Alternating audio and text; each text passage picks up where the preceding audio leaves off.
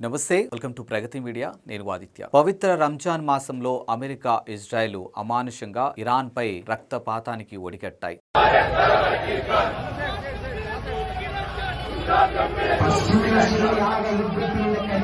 Iran supreme నాయకుడు, Iran ధార్మిక గురువు అయతుల్లా ఖమేనీని అంతం చేసి ట్రంప్, నేతన్యాహులు తమ పగ చల్లార్చుకున్నారు. నిష్టంగా ఉపవాసాలతో అల్లాను ప్రార్థిస్తున్న దేశ అధ్యక్షుడు అయతుల్లా అలీ ఖమేనాను ఆయన కుమార్తె, అల్లుడు, మంత్రి మండలి సభ్యులు ఉన్నటువంటి భవనం మీద బాంబులు జారవిడిచి వారిని బలి తీసుకున్నారు. సామ్రాజ్యవాద పదఘట్టనల కింద మానవత్వం మంటగలిసింది. మధ్యప్రాచ్యంలో ఒక సార్వభౌమ సామ్రాజ్యం కుప్పగూలింది. ఇరాన్లో లక్షలాది ప్రజలు వీధుల్లోకి వచ్చి నిరసనలు తెలిపారు. తమ ఆరాధ్య నేతకు నివాళులు అర్పించారు. అమెరికా బాంబు దాడులతో ఇరాన్ అట్టుడికిపోతుంది. ఏ సమయంలో ఏం జరుగుతుందో తెలియక ప్రజలు ప్రాణభయంతో దైవం మీదనే భారం వేశారు. భయోతాత్పాతానికి గల్ఫ్ దేశాల్లో నివసిస్తున్న భారతీయులు, ముఖ్యంగా తెలుగువారు నిరంతర ఆందోళనలతో తల్లడిల్లిపోతున్నారు. ఇక గల్ఫ్ లో అమెరికాకు ఆశ్రయం ఇచ్చినటువంటి దేశాలపై ఇరాన్ ప్రతీకార దాడులకు దిగింది. క్షిపణి దాడులతో దుబాయ్ దద్దరిల్లింది. భవనాలు కంపిస్తున్నాయి, కాళ్ల కింద నేల కదులుతుంది అన్న భయభ్రాంతి ఉరిమి మీద పడ్డట్టు జనం వణికిపోతున్నారు.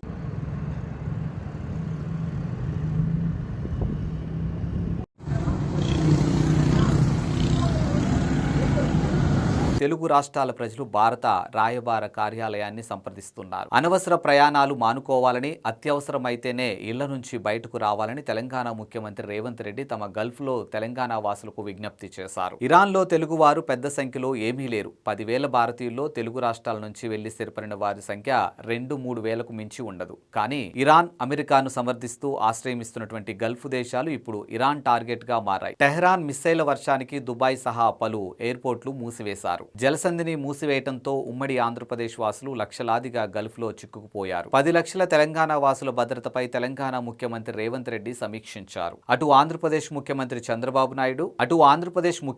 చంద్రబాబు కార్యాలయం వారి కోసం హెల్ప్ లైన్లు ఏర్పాటుకు ఆదేశించారు. స్పీకర్ అయ్యన్న పాత్రుడు ప్రవాస తెలుగు సంఘంతో మాట్లాడారు. ఇరాన్ లో ఏం జరుగుతుంది, దాని పరిణామాలు ప్రపంచమంతా ఎలా ఉంటాయి అని అందరూ ఆందోళన పడుతున్నారు. ప్రపంచం రెండుగా చీలిపోయినా అది మరో భయంకర ప్రపంచ యుద్ధానికి దారితీసే ప్రమాదం ఉంది. అయితే ఈ నేపథ్యంలో గల్ఫ్ లో ఉంటున్నటువంటి భారతీయులు, ముఖ్యంగా మన తెలుగు వారి భద్రత పట్ల తెలుగు రాష్ట్రాల్లో తీవ్రమైన టెన్షన్ నెలకొంది. ఎప్పటికప్పుడు అప్డేట్ కోసం చూస్తూనే ఉండండి ప్రగతి మీడియా.